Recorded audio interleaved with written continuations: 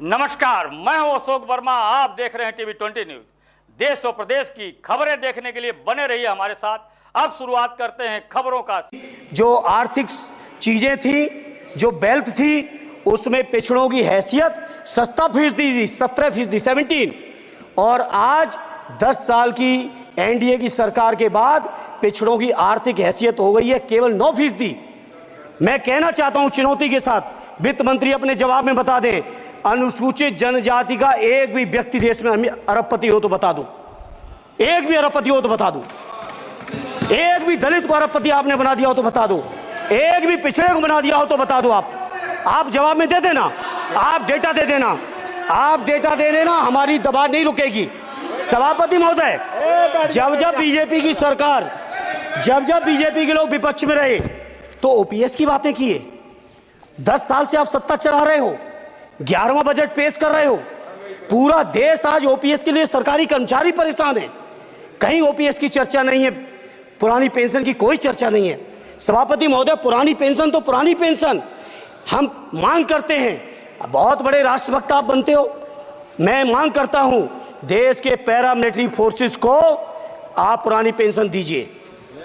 मैं मांग करता हूं, आप राष्ट्रभक्त हैं ना, सीमा में जो सुरक्षा कर रहे हैं, जो शहादत झेल रहे हैं, मेरी मांग है कि आप उनकी ओपीएस दीजिए। वो आप ओपीएस नहीं दे पाओगे। इसी तरह से सभापति महोदय, देश के अंदर बहुत से ऐसे संविदा कर्मचारी, एक से एक बढ़िया फार्मूला। अब कानूनन मंडल आयोग लागू हो गया तो कैसे पिछड़े और दलितों को रोकें? तो संविदा कर्मी की प्राइवेट कंपनी, प्राइवेट आपने आउटसोर्सिंग कर दी। आउटसोर्सिंग के कारण से देश के सारे दलित, सारे पिछड़े, सारे आदिवासी आपकी सेवाओं से बाहर हो गए। उनके पास कोई कानूनी हक नहीं। तो ये जो आरक्षण को खत्म करने के तरह तरह के जो आप लोग षड्यंत्र अपना रहे हो, इस षड्यंत्रों को देश का जनमानस पूरी तरह से जान भी चुका है, पहचान भी चुका है, और इसीलिए उत्तर प्रदेश से तो आपको कर ही दिया है बाहर, देश से भी बाहर जल्दी करेंगे, और हमारे साथी मिलकर दूसरे प्रांतों से भी बाहर करेंगे। इसी तरह सभापति महोदय, हम मांग करते हैं, आप सोचिए, उत्तर प्रदेश अकेले के अंदर, देश के हालात मुझे नहीं पता और बदतर होंगे, अकेले उत्तर प्रदेश में 1000 से ज्यादा शिक्षा मित्र आत्महत्या कर चुके। सभापति महोदय, कोई सरकार के कान पे जू नहीं रह रही है। किसान आत्महत्या कर रहे हैं, इन्हें कोई मतलब नहीं। अनुदेशकों को तनख्वाह नहीं मिल रही है समय से, कोई मतलब नहीं। आंगनबाड़ी महिलाएं परेशान हैं, इनको कोई मतलब नहीं। सभापति महोदय, आपकी आशा बहुएं, आपकी ये रसोईया महिलाएं, आपकी आंगनबाड़ी, पंचायत सहायक, रोजगार सेवक, मैं समझता हूं सभापति महोदय, यहाँ बैठे हर सदस्य के पास इनके क्षेत्रों का ये डेलीगेशन जरूर मिलता होगा और मांग करता होगा कि कम से कम हमारा मानदेय बढ़ाया जाए, हमें स्थायी किया जाए। सभापति महोदय, इसके लिए सभापति महोदय, मेरी पार्टी के किसी भी मेंबर से हम नंबर कम कर लेंगे, टाइम, मेरा टाइम बढ़ा दीजिए, बढ़ा दीजिए, कोई भी मेंबर हमारे लिए दे देंगे टाइम, हम लोग देते। इसलिए सभापति महोदय, इन सभी समस्याओं के लिए मैं आपसे कहना चाहता हूं कि इनका समाधान करिए, और नहीं समाधान करेंगे तो अभी तो बैसाखी पे बन गए, बिहार और आंध्रा को पैकेज देखे फिर देश में कितने राज्यों को पैकेज दे पाओगे? अरे वित्त मंत्री जी, उत्तर प्रदेश से आते हो, इतना भी हक नहीं कि पूरे बजट भाषण में एक बार उत्तर प्रदेश का नाम आ जाता। इतना अयोध्या से नफरत हो गई, अयोध्या से अवधेश जी क्या जीत गए, आप लोगों को इतनी नफरत हो गई कि एक भी उत्तर प्रदेश का एक बार भी नाम नहीं आया। सभापति महोदय, इसे मैं आज इस मौके पर सभापति महोदय, देश के गरीबों, किसानों, नौजवानों, व्यापारियों, बुनकरों, सभी की ओर से कहना चाहता हूं, ये बजट देश विरोधी बजट है। कुछ समस्याओं के लिए सभापति महोदय, संवेदनशीलता के साथ मैं कहूँगा सरकार को विचार करना चाहिए। श्रद्धेय नेताजी जब रक्षा मंत्री थे, उन्होंने व्यवस्था दी थी कि देश के अंदर जो भी सैनिक शहीद हुए हैं उनको ससम्मान उनके घरों पे जाके राष्ट्रीय सम्मान के साथ उनकी अंत्येष्टि हो।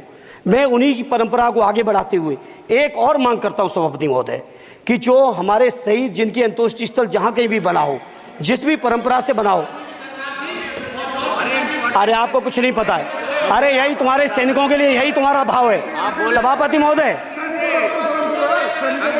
आप बोले सर। सभापति महोदय, मेरा अनुरोध है, अग्निवीर की योजना खत्म की जाए। ये 4 साल के सैनिक से देश की उतनी मजबूत रक्षा नहीं हो सकती नौजवानों को गुमराह करके। केवल 4 साल, उन्हें दो ना 60 साल तक रिटायरमेंट, 4 साल बाद वो कहाँ नौकरियां ढूंढेंगे। इसे मेरी मांग है अग्निवीर की योजना खत्म की जाए। साथ ही साथ मेरी एक मांग और है कि जो शहीदों की शहादत स्थल है उसको शहीद स्थल के तौर पर डेवलप करने के लिए केंद्र सरकार को अतिरिक्त बजट देना चाहिए। मैं नहीं समझता हूँ इसमें किसी को कोई दिक्कत होनी चाहिए। इसी तरह सभापति महोदय, बातें बहुत लंबी लंबी की जाती हैं, थोड़ा सा मैं अपने क्षेत्र के बारे में कहूँगा। आदरणीय हमारे नेता माननीय राममूर्ति वर्मा जी ने भी कहा है, माननीय लालजी वर्मा जी ने भी, जो बाढ़ की समस्या है, जो समस्या बिहार में है नेपाल से पानी छोड़ने की, वही समस्या उत्तर प्रदेश की भी है। और विशेषकर पूर्वी उत्तर प्रदेश में अगर आप चलिए तो खीरी से शुरू करेंगे, पीलीभीत खीरी से लेके पूरा आप चले जाइए और एकदम कुशीनगर बॉर्डर तक, बिहार बॉर्डर तक पूरी की पूरी समस्या है। घाघरा जब आती है तो मैं समझता हूँ इन जिलों के लाखों लोगों को तहस नहस करके चली जाती है। जितना विकास होता है सभापति महोदय, बरसात के समय वो सारा का सारा विकास पूरी तरह से खत्म हो जाता है। इसलिए मेरी मांग है केंद्र की सरकार से कि बजट आप पास कर रहे हो तो कम से कम उत्तर प्रदेश से इतनी नफरत ना करो। 2 बार तो उत्तर प्रदेश की दम पे ही बैठे थे और तब भी ये वित्त मंत्री जी हंस रहे हैं, इनके यहाँ भी आता है बाढ़ तो जाती होगी, महाराजगंज बसता तो नहीं होगा, कुशीनगर बसता नहीं होगा, आपका मऊ बसता नहीं है, आजमगढ़ बसता नहीं, अम्बेडकर नगर बसता नहीं, बहराइच बसता नहीं, खीरी बसता नहीं, श्रावस्ती बसता नहीं, पीलीभीत बसता नहीं, बलिया बसता नहीं है, कुशीनगर बसता नहीं है, गोरखपुर बसता नहीं है। इतने जिले तो हमारे उत्तर प्रदेश के प्रभावित हैं। तो बिहार की तरह से एक विशेष पैकेज हमारे उत्तर प्रदेश के लिए भी दे दो। कम से कम इतना तो कहने की हिम्मत रखो, केवल चीखने के लिए बैठे हैं सब के सब। इस सभापति महोदय, दूसरा एक मैं बात, हमसे पूर्व जो सांसद रहे हमारे आजमगढ़ के, बड़ी लंबी लंबी बातें की, गोरखपुर से आजमगढ़ होते हुए बनारस तक का हमने रेलवे लाइन स्वीकृत करा दिया। सभापति महोदय, मैंने जब पता किया अधिकारियों से तो सच्चाई ये है कि अभी उस पर एक भी पैसे का बजट का आवंटन नहीं है।